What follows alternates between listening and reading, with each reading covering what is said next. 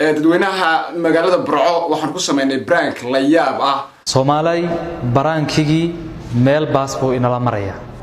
waxaan maanta idin soo bandhigi doonaa oo idin haynaa prank aan ku sameynay dhalinyarada magaalada Burco prankigaas oo oranaya waxaad garaacdaa qof ugu qaaliya una sheeg inaad lacag uga baahan tahay bariyahan dambe waxa bulshada Soomaaliyeed dhexdeeda ku soo badanayay wax loo yaqaan prank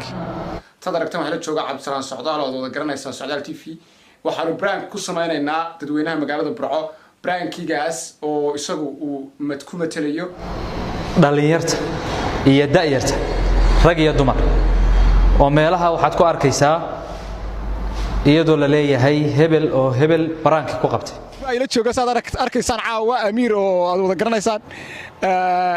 dadweynaha magaalada Burco ayaanu public prank aanu ku sameynaynaa in dhalinyarta qaarkood oo barankiyada noocaas duubaya oo bulshada la wadaagaya ay ku andacoonayaan oo ay leeyihiin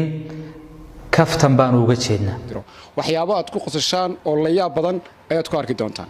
bulshadii inaanu ka qoslinaanu doonayna waxyaabo aad ku qosashaan oo la yaab badan ayaad ku arki doontaan bulshadii inaanu ka qoslinaanu doonayna waxaynu ku waaleenahay war kaftanku xad buu leeyahay aan la dhaafin